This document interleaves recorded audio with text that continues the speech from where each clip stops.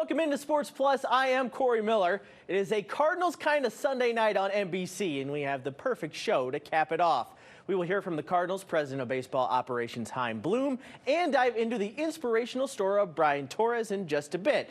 But we have some business to get to first. The Cardinals and Cubs on NBC Sunday Night Baseball. So for tonight's main event, we go to Busch Stadium for the rubber game between the Cardinals and the Cubs. NBC pulled out all the stops for Sunday night in St. Louis. Bob Costas, Ozzie Smith on the pregame, Albert Pujols in the booth. Talk about some star power. Matthew Liberatore was on the mound, and this is the best play of the game, and it came in the first inning. It wasn't on the field. Look at this one-handed catch by the fan holding his kid. What a snag. Okay, now the game. Bottom of the first, Jordan Walker is going to come through. He smokes this the opposite way. That scores the first run of the ball game. Cardinals on top.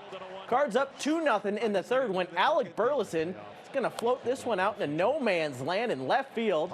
That's good for another Cardinals run. 3-0 St. Louis. The Cardinals need Masyn Winn to hit. Hopefully, this can be a spark. He crushes that back up the middle. That scores two more. Cards lead 5-0, and Mason is fired up on first base. Great night for Matthew Liberatore. 5 1/3 innings of scoreless baseball against the rival Cubs. He was good. Hunter Dobbins was good, too. He came in to finish it off. He was helped by this rocket throw from Winn at short. Dobbins gets an 11-out save out of the bullpen as the Cardinals take the game 5-1 and take the series over the Cubs. Zach Parnes has the post-game report from Busch. One of baseball's most historic rivalries has yet again closed another chapter, this time with a Cardinal win, 2-1. St. Louis's 5-1 win today is defined by lots of factors. Matthew Liberatore looking very nice. Hunter Dobbins providing a ton of support in long relief for the bullpen. And Masyn Winn with a clutch piece of hitting. Needless to say, there was great energy post-game from this entire team. Offense goes out and puts up a couple on their guy, and we get into the bullpen early and jump out too quickly like that makes it easy to just go out and attack guys. But it was a lot of fun, especially the tarps off crew, feeling that energy behind us. They're rowdy all night. It was a lot of fun. Even warming up, like you can feel it. The crowd's into it. They're right there on you, kind of with you with every warm-up pitch. So it was a lot of fun. Looking forward to experiencing it some more. The pitching was prolific, but so too was a hit in the third inning from Masyn Winn. I mean, 6-hole not hitting too well, throwing a sweeper 2-0. I was a little surprised by it. I figured they would challenge me, and then after I saw the first one, I was like, I was really on a cutter. Threw the sweeper, saw it, and took a good swing. Against this team, we need as many runs as possible, and it was great to come through for the squad. This series has come to a close, but another one begins tomorrow against the Texas Rangers, and it opens with a fiery pitching duel. Michael McGreevy, arguably the best arm for St. Louis this season, taking on former Cy Young winner Jacob deGrom. At Busch Stadium, Zach Parnes, 5 on your side. Let's look back on this series as a whole. 3 Cardinal home runs punctuated Friday's series opener, while Pete Crow Armstrong put on a one-man show last night. The Cardinals take the series tonight, and so in this May game of Leapfrog, the Cardinals say goodbye for now with a half-game lead over Chicago. This is something that's generational, that people remember the players that they saw, that they followed, that if you become one of those guys, you grew up here and you accomplish some things here, you will be beloved in this city forever. And so to have a chance to rally around a group of guys who are all gunning for that and all have a chance to do that, that's a really special thing right now. After the break, I talk one-on-one with the man in charge at Busch Stadium, Chaim Bloom. If you're a Cardinals fan, you'll want to stick around.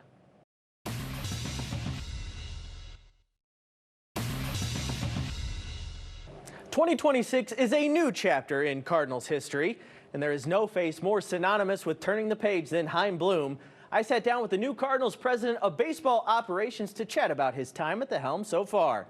The energy around this club right now is palpable. You can see it in the stadium with the players when we talk to them. Obviously, the tarps off crew and the fans have started their own thing.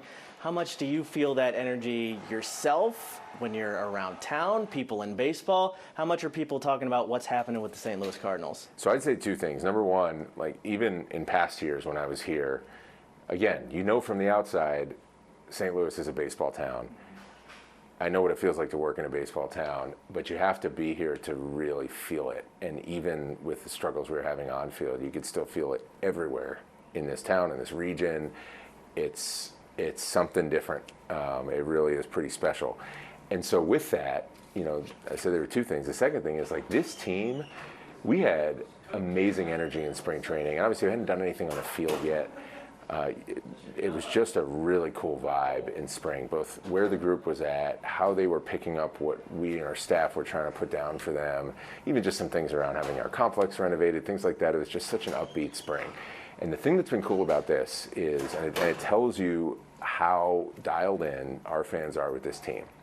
The thing that's been cool is, yeah, we got off to a good start, but you can see just our fan base able to intuit and connect with the fun that they see these guys having. It is something, it's really cool to see that it is that visible and that palpable, that people want to feel it and they want to be a part of it. And that's the whole thing with this, is like, we're not just sitting here saying, hey, we're going to put on a good show and come watch it. Like, this is a place where the fans are part of this and we want them to feel a part of it. And it's really cool to see people feeling that.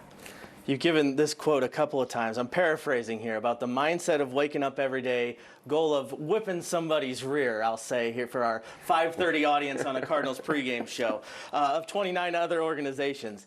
How much do you feel that mindset every day when you show up to the ballpark from the top down? Well, I'll give our 5:30 audience a little credit that I think they could handle it, but I will respect sort of the parameters you've laid out.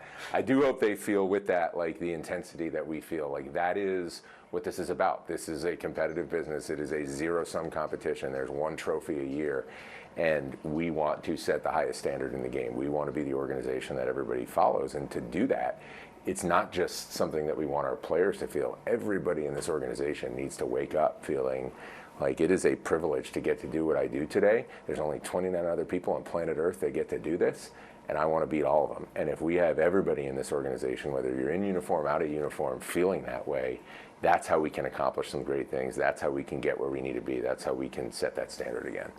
Talked many times about the future, and that's the priority. And obviously, this is great what's happening now.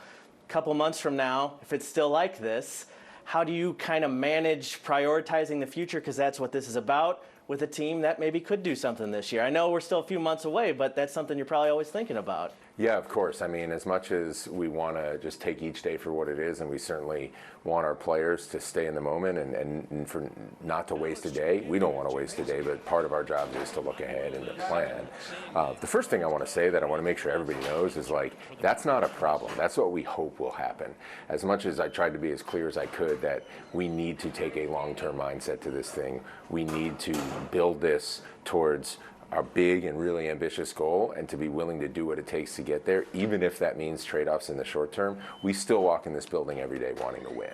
So it's hard to know exactly what that's going to mean without knowing the specific opportunities in front of us. The one thing that I think we have to stick with is we can't compromise on that bigger goal. But we're also going to walk in here every day still wanting to win. We love that our players have bought into that. One of the biggest reasons for the success is the play of Jordan Walker. How is this Jordan Walker different than the Jordan Walker you saw when you first got here? I haven't been here for his whole pro career, but it was just apparent really from the end of last season. Like, this is the best offseason he's had as a pro. It's the best offseason he's had wearing our uniform. And you could just see the communication was different. The alignment around the work was different and better. The work quality was better. The preparation was better.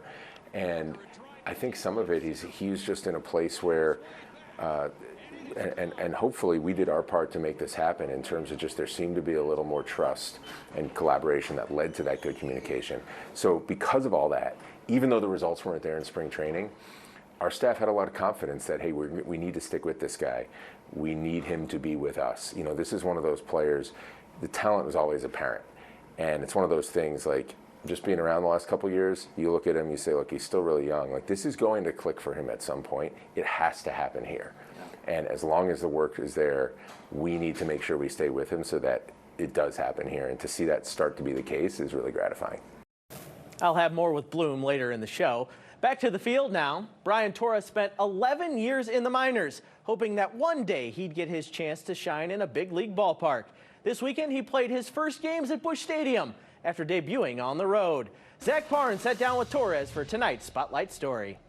Brian Torres, one of the newest additions to the St. Louis Cardinal roster. Brian, you've been on the road thus far. To now actually be inside of Busch Stadium, what's it mean for you to be at home? dream, man. I'm dreaming right now. My first word was, wow, this is amazing. This is really pretty amazing stadium. Everyone's been talking about 11 years for you, right? I'm wondering, what do you think your 11-year-old self would say about this moment right now? Wow. It's you've been brave. You've been consistent. You've been really, positive. It's a lot of things that my 11 years old could say, but it's been tough, but at the end it worth it, So I'm just having fun and enjoying it and giving my 100%. I'm really positive, and I never let tough moments let me go down.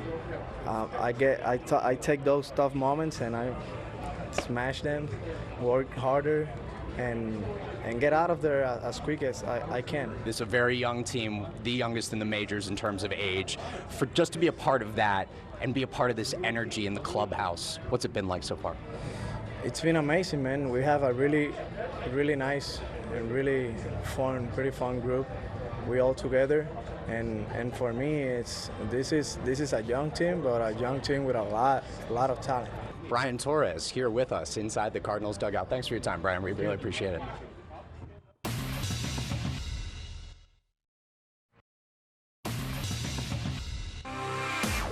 This Sports Plus conversation is sponsored by your Quality Ford dealers. Ford F-Series, America's best-selling trucks for 47 years. Let's rejoin my conversation with Chaim Bloom. Part 2 with the Cardinals president of baseball operations is tonight's Sunday Conversation. You obviously saw a lot in Ali to keep him as the manager. A lot of times, people from the outside baseball world were probably already assuming, okay, new guy at the helm, he's going to bring in a new guy. Just from what we've seen in these first 50 games, what has already reinforced that Ali is the right guy for this moment for this team? Well, it helped that I had a couple years to get to know him and really build a relationship. And I tried to navigate that appropriately, where I didn't ever want him to feel like he was getting different direction from different people. I just wanted to get to know him, let him get to know me a little bit. I think there's a couple different things with that role. Obviously, it's a leadership role where you need to lead the group. There's also a partnership you need to build, certainly with the person in my seat and just with the organization generally. And that's something that obviously you build over time, but we had enough conversation, I had enough interaction with him to feel like we were aligned in where this organization needed to go, that I like the way his mind works, and felt like this is a partnership I want to work with him to build. And I think in the early going, it's been exactly what I hoped it would be. The ability, because of those conversations, to get very quickly to a point of a lot of trust, a lot of honesty.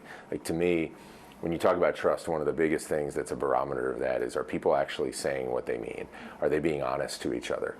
If you can get to that quickly and you can build a high trust organization around that, you will be better than you should be. And if you aren't doing that, where people aren't saying what they mean to each other, and even worse, sometimes they're saying what they mean behind each other's backs, you'll never be as good as you should be. So our ability to get to that as an organization is really important.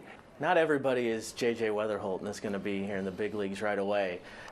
As the man kind of calling the shots, do you ever fall in love with a prospect and then have to remind yourself, I got to pump the brakes. This isn't basketball. This isn't football. There's a process to this. Even, do you get attached to guys and say, I want him here now, but I know that's not the right move? Yeah, all the time. I mean, as much as I can sit here and talk a good game, but I've said this in different settings. I think there's probably not an emotion that any fan of this team has had that I haven't had at some point watching the game up here, just thinking about the organization or things we need to do. Of course, we all want it to happen right now, and we want it to happen in every case, and we want to snap our fingers and have it be easy. It's not, and we have to remind ourselves of that. And, I don't like to think in terms of, just sit back and be patient. I like to think in terms of, we got to tackle this with urgency. But we also need to be realistic about what that takes. And the big thing for me is no shortcuts. Like, if we really want those outcomes, we got to earn every bit of them. We cannot expect, this game's just too hard at this level. We can't expect to take shortcuts and have it work out. Even when you feel you have everything covered and you've given a player everything they need. Big leagues are really hard. Most players struggle at first. So it's on us to make sure we are covering all those things that we can identify. Shame on us if we see a weakness or a hole that could be addressed and we don't address it and we bring a player up here and then that's what sinks him. That's on us. So we need to make sure we're doing everything we possibly can. We're not going to be able to get there in every case. That's just how it works. But we need to try everything that makes sense, that has a chance to give us that success, so that we set our players up to help us win. Final thought, and you've touched on it already, and you knew it before you came here, and obviously you've been here a few years. But what makes this a special time to be a Cardinal, just simply put? Well, this is the type of organization where it's always a special time, right? Because this is one of the great organizations in sports. And, I know our players feel it. I think we feel it. I certainly feel it. Like every single day you get to either put on a uniform or a polo shirt or inhabit any role in this organization. That's a special privilege, and you should never take that lightly. And I don't think our people do.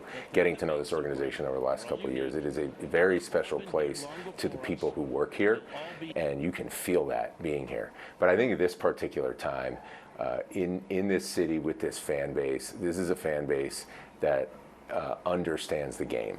And so the process of rallying behind a group of young players that are going to get a chance to grow together and seeing that come together and seeing that core grow and then hopefully continuing to build on that towards success, like this fan base appreciates that probably more than any other in sports. Like certainly I don't think anybody has us beat.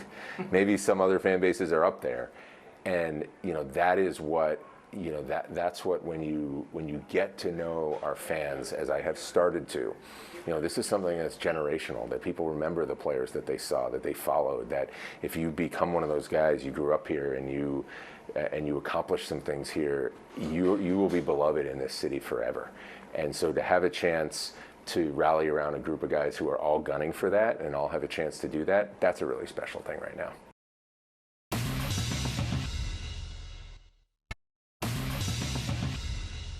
The most interesting prospect in the Cardinal system is ambidextrous hurler Jurrangelo St.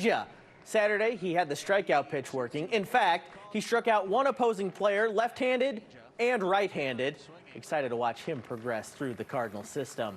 Congrats to the McKendree Bearcats softball team. They're heading to the Division II Women's College World Series National Championship. McKendree beat Cal State San Marcos 4-3 to make it to the title game. They will face number 1 seed St. Leo on Tuesday. Time now for the Victory Men's Health, Frankly Speaking, and a word about the Cardinals and the Cubs. Yes, it's fun to despise that team from the north side of Chicago, and I encourage you to do so. However, summer in St. Louis is always more exciting when both the Cardinals and the Cubs are in the broader baseball conversation. It not only looks like that could be the case this season, but both franchises are set up for future success as well. It's actually pretty rare in this rivalry that both the Cardinals and the Cubs are good at the same time. After all, in their 134-year history of going head-to-head, the clubs have only met once in the postseason. In this new chapter of Cardinals baseball, I'd sure love to see this rivalry reach a new level of intensity. That's our show for tonight. For senior producer Andy Moeller, I am Corey Miller. Take us home, Jack. Holy cow! It's the Cardinals and the Cubs. I never thought I would ever do this. Root for the Cardinals. If they don't win it,